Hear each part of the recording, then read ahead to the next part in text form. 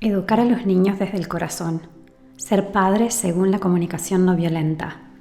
Algunas ideas prácticas para aplicar la comunicación no violenta a la educación. De Marshall B. Rosenberg. Introducción. He ofrecido formación en comunicación no violenta a padres durante 30 años. Me gustaría compartir algunas de las cosas que me han ayudado a mí y a los padres con quienes he trabajado, así como algunos conocimientos que he adquirido gracias a mi maravilloso y desafiante oficio de ser padre. En primer lugar, me gustaría llamar la atención sobre el peligro que entraña la palabra niño o hijo, si permitimos que se aplique a los niños una calidad de respeto distinta a la que ofreceríamos a cualquier persona a la que no etiquetamos como tal. Permítame explicarle a qué me estoy refiriendo. En los talleres para padres que he impartido a lo largo de los años, muchas veces he comenzado por dividir a los participantes en 2 grupos y pedir a cada grupo que trabaje en una sala diferente. Entonces, encomiendo a todos la tarea de escribir en una hoja grande de papel un diálogo entre ellos y otra persona en una situación de conflicto. Planteo a ambos grupos de qué se trata el conflicto y luego ellos elaboran el diálogo. La única diferencia entre un grupo y el otro es que a un grupo le digo que la persona con quien tienen el conflicto es su hijo y al otro grupo le digo que esa persona es su vecino. Después de la actividad volvemos a reunirnos todos y observamos las 2 hojas de papel en las que se perfila el diálogo que los grupos imaginan que tendrían en la situación dada. En un caso pensando que la otra persona es un niño y en el otro pensando que es su vecino. No permito que los grupos hablen entre sí, de modo que todos piensan que la situación sobre la que han trabajado es la misma. Después de echar un vistazo a los diálogos escritos por ambos grupos, les pregunto si encuentran alguna diferencia en lo que se refiere al grado de respeto, empatía y comprensión presente en cada diálogo. Siempre que he hecho esto, el grupo que ha elaborado el diálogo pensando que la otra persona era su hijo ha sido considerado por todos como menos respetuoso y menos empático en su comunicación que el grupo que elaboró el diálogo pensando que la otra persona era su vecino. Esto revela a los participantes de una manera muy dolorosa lo fácil que es deshumanizar a alguien por el simple hecho de pensar en él o en ella como su hijo.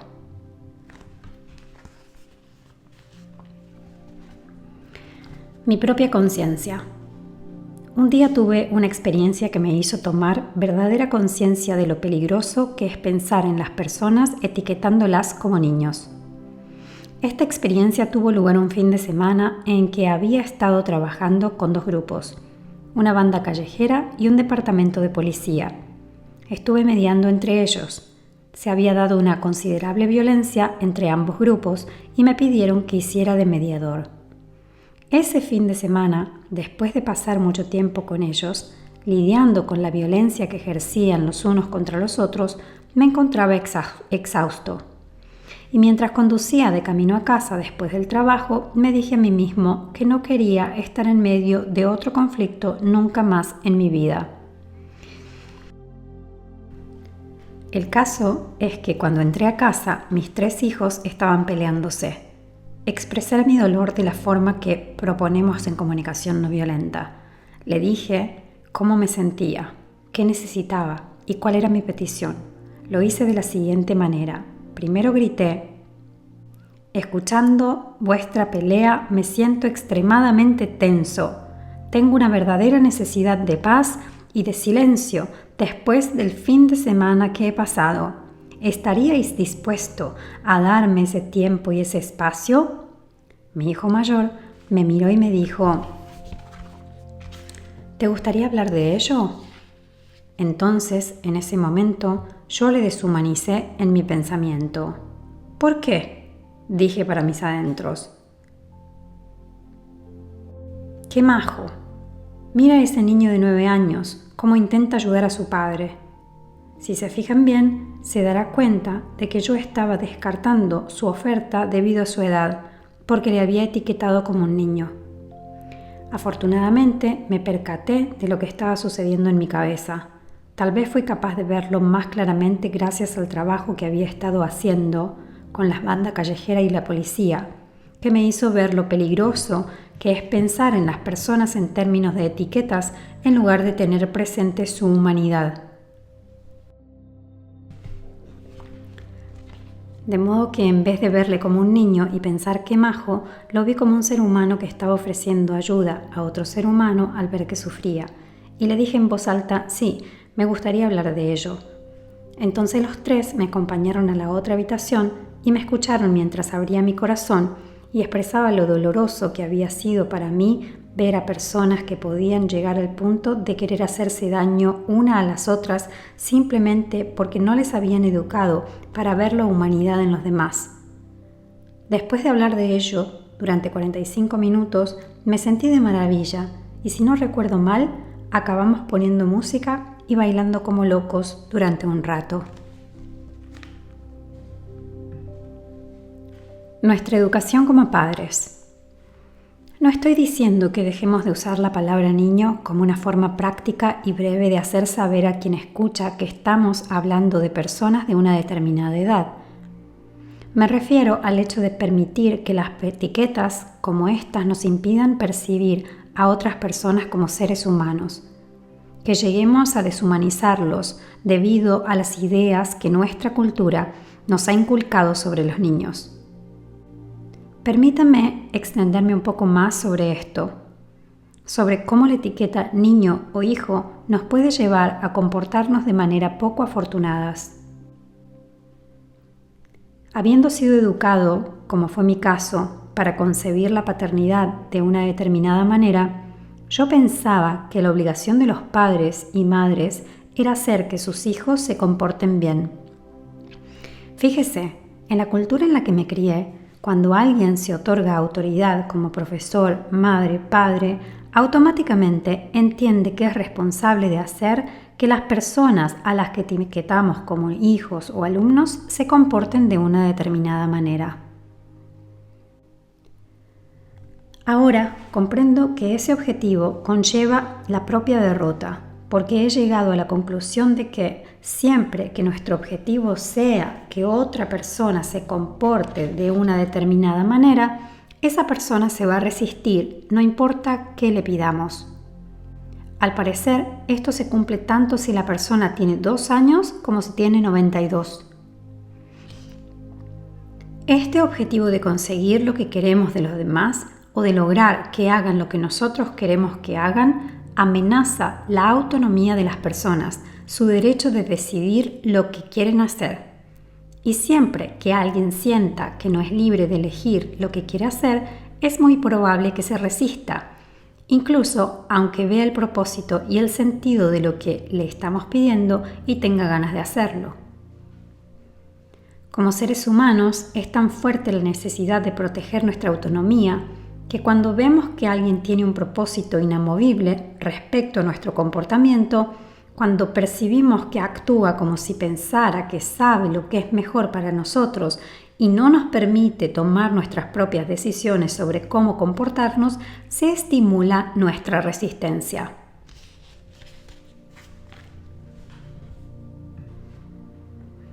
Las limitaciones de la coacción y el castigo.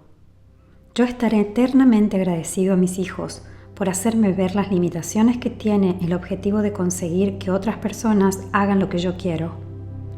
Gracias a ellos aprendí que en primer lugar yo no podía hacer que ellos hicieran lo que yo quería. No podía hacer que hicieran nada. No podía hacer que guardaran un juguete en su lugar. No podía hacer que comieran. Por supuesto, esa fue una lección de humildad para mí como padre. Toparme con mi falta de poder, porque de alguna manera se me había metido en la cabeza que la obligación de los padres es hacer que los niños se comporten bien. Y ahí estaban esos 3 niños, dándome esa lección de humildad. Yo no podía hacer que ellos hicieran nada.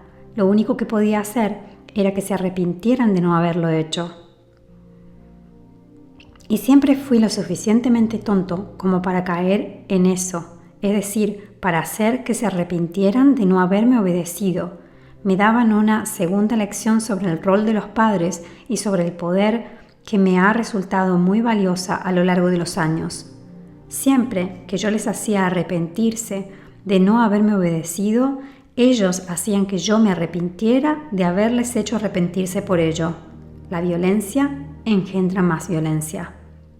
Así aprendí que el uso de cualquier tipo de coacción, por mi parte, siempre hacía que aumentara la resistencia por su parte, lo cual podía conducir a que se instalara una dinámica de confrontación en nuestra relación.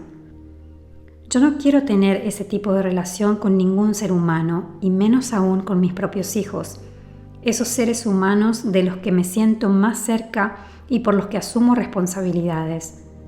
De modo que mis hijos son las últimas personas a las que quiero implicar en esos juegos coercitivos de los que el castigo forma parte. No obstante, lo cierto es que el castigo está muy respaldado por la mayoría de los padres. Los estudios indican que alrededor del 80% de los padres estadounidenses son firmes partidarios del castigo corporal para educar a sus hijos. Se trata más o menos del mismo porcentaje de la población que se muestra a favor de la pena de muerte para castigar a los criminales. Con un porcentaje tan alto de la población convencida de que el castigo está justificado y es necesario en la educación de los niños, he tenido muchas oportunidades a lo largo de los años de debatir el tema con otros padres y me complace comprobar que se puede ayudar a las personas a ver las limitaciones de cualquier tipo de castigo simplemente haciéndole 2 preguntas. Pregunta número 1. ¿Qué quiere que su hijo haga de otra manera? Si solo nos hacemos esa pregunta, ciertamente puede parecer que el castigo funcione, porque a través de la amenaza del castigo o de su aplicación, a veces podemos influir sobre un niño para que éste haga lo que nosotros queremos que haga. Sin embargo, cuando añadimos una segunda pregunta, en mi experiencia, los padres comprenden que el castigo nunca funciona. La segunda pregunta es, ¿cuáles quiere que sean las razones que mueven a su hijo a actuar como usted quiere que actúe? Es esta pregunta la que nos ayuda a comprender que el castigo no solo no funciona, sino que entorpece el objetivo de que nuestros hijos hagan las cosas por las razones por las que queremos que las hagan. Puesto que el castigo se usa y se justifica con tanta frecuencia, muchos padres solo pueden imaginar la ausencia de castigo como una especie de permisividad que consiste en no hacer nada cuando sus hijos se comportan de maneras que no están en armonía con sus valores. Por lo tanto, los padres piensan, si no les castigo, entonces renuncio a mis propios valores y simplemente dejo que hagan lo que quieran. Como explicaré a continuación, hay más enfoques que la permisividad, que sería simplemente dejar que los demás hagan lo que quieran, y las tácticas coercitivas como el castigo. Y también me gustaría decir que las recompensas y los premios son tácticas coercitivas igual que el castigo. En ambos casos estamos usando el poder sobre otros, tratando de ejercer control y forzar a las personas a hacer lo que nosotros nos gustaría que hicieran. A este respecto, la recompensa o premio nacen del mismo paradigma de pensamiento que el castigo.